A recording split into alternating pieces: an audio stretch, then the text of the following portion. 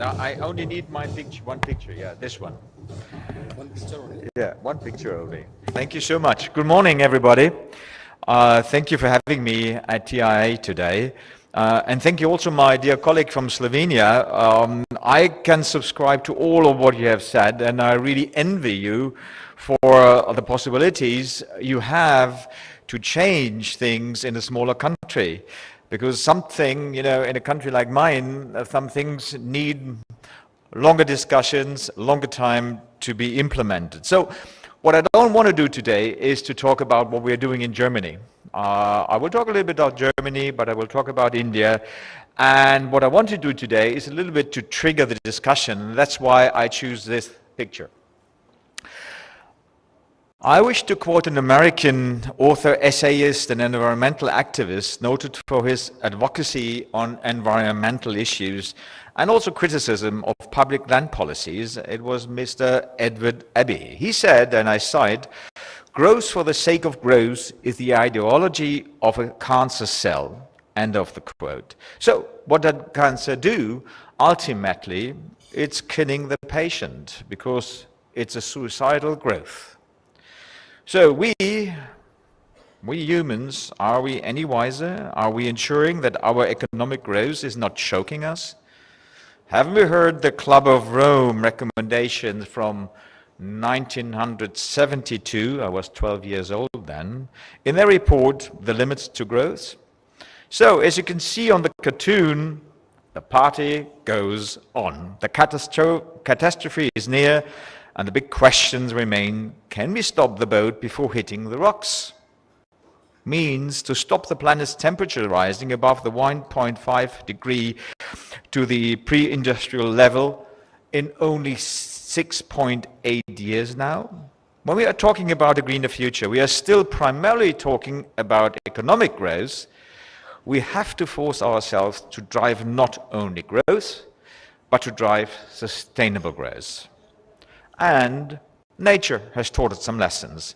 I have just witnessed the hottest summer in Europe since the beginning of weather records. Being in Germany, having temperatures over 42 degrees, it is never seen in my life.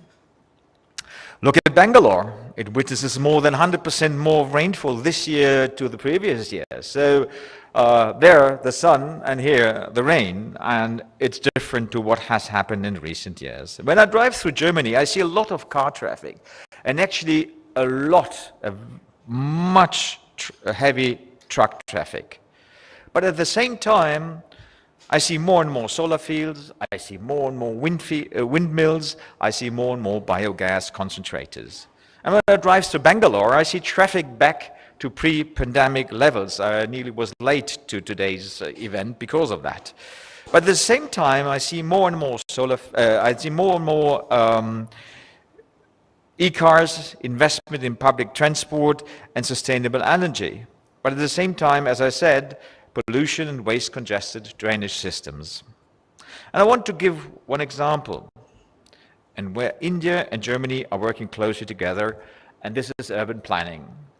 With the last TIA summit, I think we already spoke about urban planning, but this is something which is dear to my government and which is one of the key fields of cooperation with the Indian government.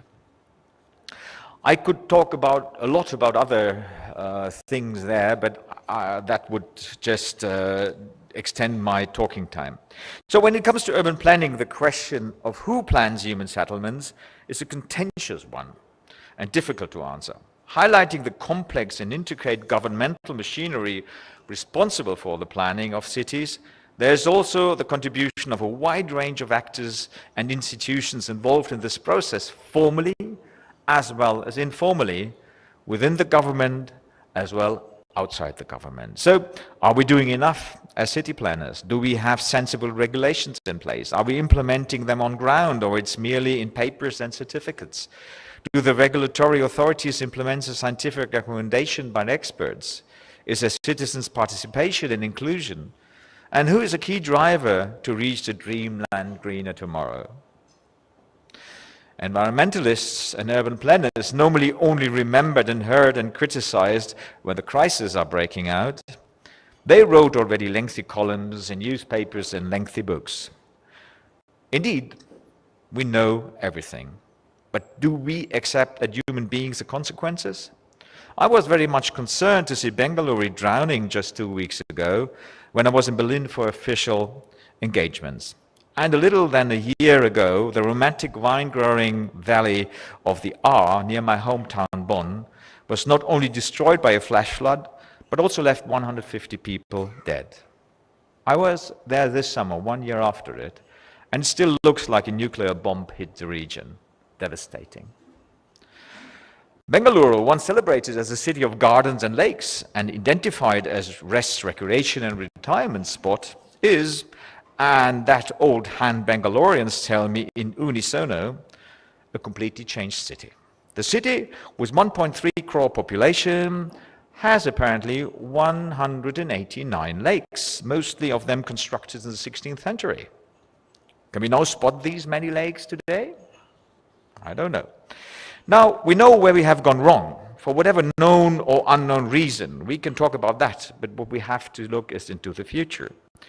Therefore, in the tech capital of India, and I heard what had been said this morning on this podium, I hope and wish, and I am quite sure, that we will come up with solutions to prevent and to manage such situations in the future. And Germany would be more than glad to be the partner of that process.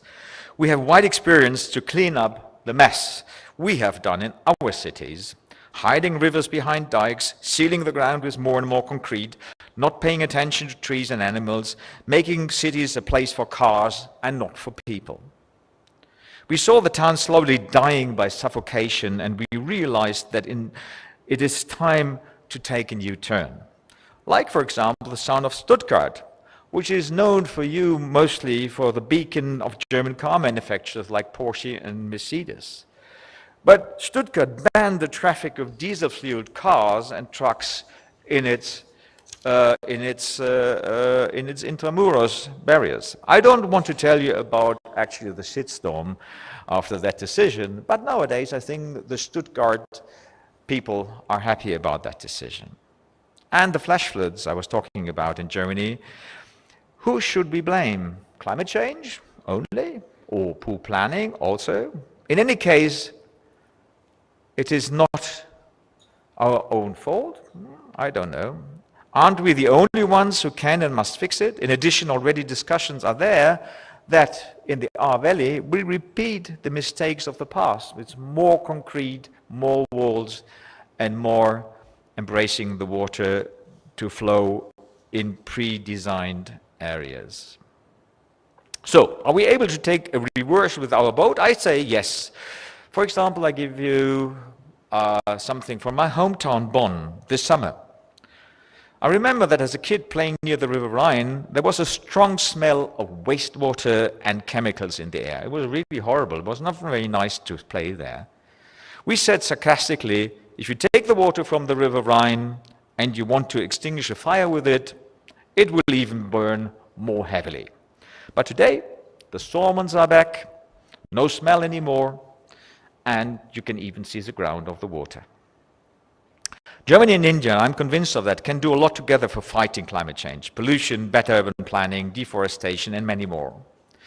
Projects like the e-metro boats in Kochi, e-auto rickshaws in New Delhi, the completely on solar energy working airport in Kochi, and the smart city project in Coimbatore, only to name a few, are proof that we are going in the right direction.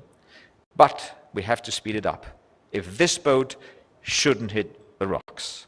Therefore, during the intergovernmental discussions under the leadership of Chancellor Scholz and Prime Minister Modi, as well as with Prime Minister Modi at the G7 summit in Schloss Elmau in Bavaria this year, we have agreed together that we will work together even more forcefully, especially in this field.